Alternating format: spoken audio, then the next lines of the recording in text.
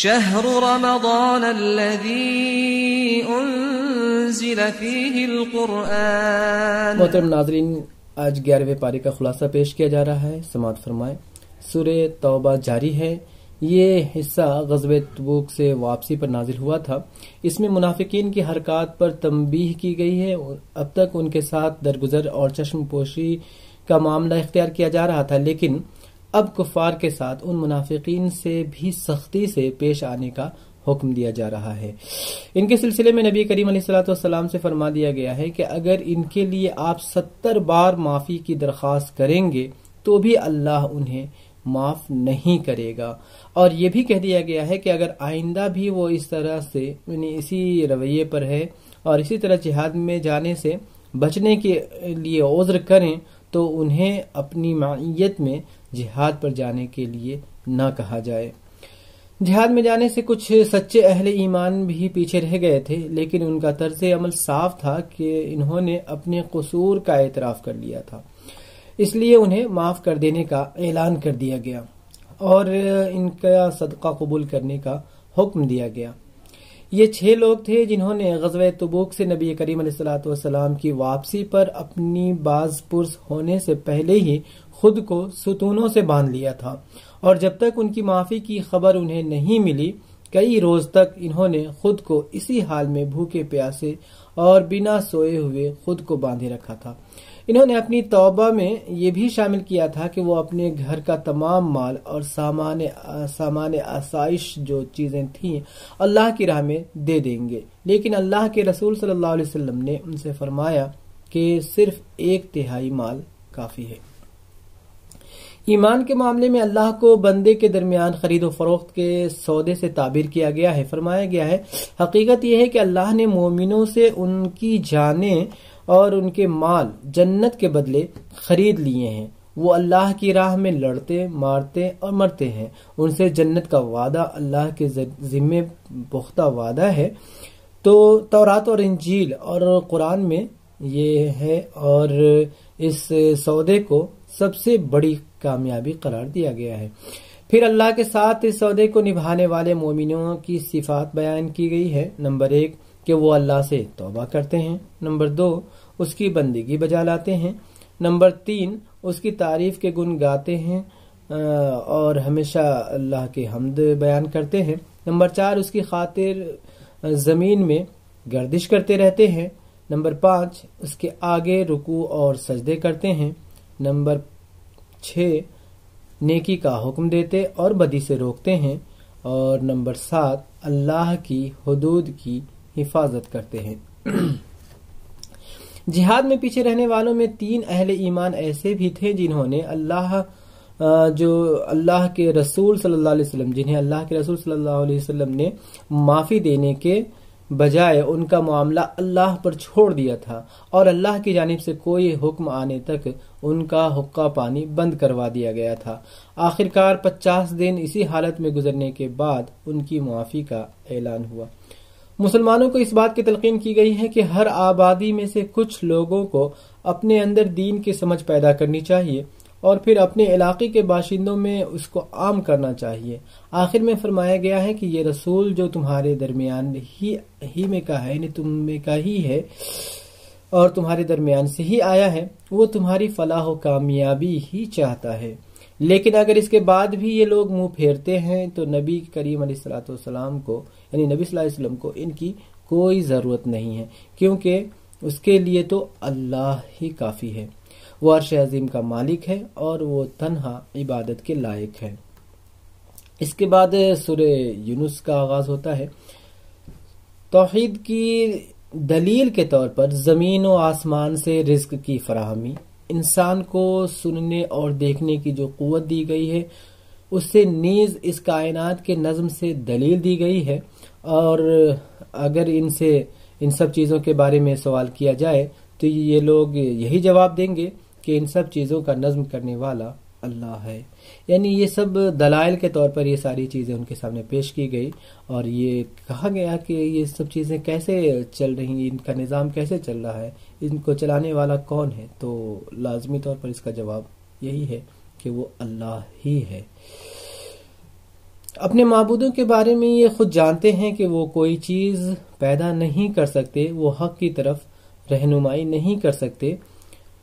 رہنمائی تو کوئی کر سکتا ہے تو صرف اور صرف اللہ ہی کر سکتا ہے، اس لیے پیروی بھی اسی کی ہونی چاہیے۔ یہ بھی بتایا گیا ہے کہ توحید کا اعتقاد انسان کی فطرت میں شامل ہے۔ یہی وجہ ہے کہ جب انسان پر کوئی سخت وقت آ جاتا ہے تو ہر حال میں وہ اللہ کو ہی پکارتا ہے، اور مشرکین بھی بحری سفر کے دوران، طوفان میں گر جاتے وقت جب پریشان ہوتے تھے تو اللہ ہی کے لیے دین کو خالص کر کے اس سے ہی اس طرح دعا مانگتے ہیں کہ اگر تو نے ہم کو اس بلا سے نجات دے دی تو ہم شکر گزار بندے بنیں گے۔ تو پتہ چلا کہ مشکل حالات میں اگر انسان کسی کو پکارتا ہے تو وہ صرف اور صرف اللہ ہے، تو پھر اطاعت اور عبادت بھی اگر کسی کی ہو سکتی ہے تو وہ صرف اللہ کی ہی ہوگی۔ اس کے علاوہ توحید سے متعلق بعض کچھ غلط فہمیاں تھیں، تو ان غلط فہمیوں کا ازالہ بھی کیا گیا ہے۔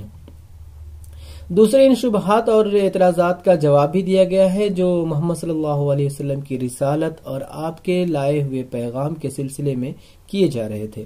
مثلا سورہ کے آغاز میں ہی فرمایا گیا کہ کیا لوگوں کے لیے یہ عجیب بات ہوئی ہے کہ ہم نے خود انہی میں سے ایک آدمی کو اشارہ کیا کہ غفلت میں پڑے ہوئے ہو، لوگوں کو چونکا دے اور جو مان لیں ان کو خوشخبری دے دیں کہ ان کے لیے ان کے رب کے پاس سچی عزت اور سرفرازی ہے۔ یعنی غفلت میں ڈوبے لوگوں کو راہ راست کی طرف ہدایت دینا، انہیں ان کی رہنمائی کرنا اور انہیں بتانا، یہ گویا نبی کا کام ہے۔ رسالت پر اعتراض کے جواب میں نبی صلی اللہ علیہ وسلم سے فرمایا گیا ہے کہ کہو اگر اللہ کی مشیت نہیں ہوتی، یعنی اللہ کی مرضی نہیں ہوتی، تو میں یہ قرآن تمہیں کبھی نہ سناتا اور اللہ تمہیں اس کی خبر تک نہ دیتا۔ تو یہ مشیت الہی ہی ہے۔ آخر اس سے پہلے میں ایک عمر تمہارے درمیان گزار چکا ہوں، ایک لمبا عرصہ بھی گزرا ہے تمہارے درمیان۔ وہ لوگ یہ کہتے تھے کہ محمد صلی اللہ علیہ وسلم نے قرآن کو خود تصنیف کیا ہے۔ اس کے جواب میں فرمایا گیا ہے کہ اگر تم اس الزام میں سچے ہو تو اس جیسی ایک سورہ ہی تصنیف کر کے دکھا دو، اور اس کام کے لیے اپنے شریک معبودوں کی بھی مدد لینا چاہو تو لے لو۔ اس کے بعد قرآن کے سلسلے میں فرمایا گیا ہے کہ یہ قرآن نصیحت اور دلوں کے امراض کے لیے شفا ہے، اور جو اسے قبول کر لیں ان کے لیے اللہ کی رہنمائی و رحمت ہے۔ اس کے بعد نوح علیہ السلام اور ان کی قوم کا قصہ، اور اس کے بعد موسیٰ اور فرعون کا قصہ قدر تفصیل سے بیان کیا گیا ہے۔ ان قصوں کے ذریعے کفار و مشرکین کو چند باتیں بتائی گئی ہیں۔ نمبر 1، محمد صلی اللہ علیہ وسلم کے ساتھ تم بھی وہی سلوک کر رہے ہو جو اس سے پہلے ان دونوں نبیوں کے ساتھ کیا گیا ہے۔ اس سلوک کا انجام ان کی قوموں کو تو مل چکا، اب تمہیں بھی اسی انجام سے دوچار ہونا پڑ سکتا ہے۔ نمبر 2، آج محمد صلی اللہ علیہ وسلم اور اہل ایمان بظاہر کمزور نظر آ رہے ہیں، لیکن تم یہ مت سمجھو کہ ہمیشہ صورتحال ایسی ہی رہے گی، بلکہ جس طرح موسیٰ و ہارون علیہ السلام کی مدد اللہ نے کی تھی، اسی طرح ان کی بھی مدد اللہ کرے گا۔ نمبر 3، ابھی تمہیں سنبھلنے کا موقع دیا جا رہا ہے، اگر تم نے یہ موقع کھو دیا تو تمہارا حال بھی فرعون جیسا ہوگا کہ آخر وقت میں اس کا ایمان لانا بھی اسے کوئی کام نہیں آیا۔ نمبر 4، اللہ کے رسول پر ایمان لانے والے اپنے خلاف انتہائی سخت ماحول دیکھ کر نہ گھبرائے، گویا تسلی دی جا رہی ہے، اور اس سے مایوس نہ ہو، لیکن جب وہ ان حالات سے نکال لیے جائیں گے تو ایسا نہ ہو کہ اسی روش پر چلنے لگے جو بنی اسرائیل نے مصر سے نجات پانے کے بعد اختیار کر لی تھی۔ گویا اس میں جہاں تسلی ہے وہیں تنبیہ بھی ہے کہ مومنوں کو کس طرح رہنا چاہیے پریشانی کے حالات میں اور خوشحالی کے دور میں۔ اس بات پر بھی تنبیہ کی گئی ہے کہ موجودہ زندگی دراصل امتحان کی زندگی ہے، اور اس امتحان کی مہلت بس اس وقت تک ہے جب تک تمہاری سانسیں چل رہی ہیں۔ اس کے بعد دوسرا موقع تمہیں ملنے والا نہیں ہے۔ اس جانب اشارہ بھی کیا گیا ہے کہ جو کھلی جہالتیں اور گمراہیاں لوگوں کے اندر موجود ہیں وہ صرف اس لیے ہیں کہ انہوں نے خدائی ہدایت کو نہیں اپنایا ہے، یعنی اللہ کے احکام و ہدایات کو انہوں نے فراموش کیا ہوا ہے۔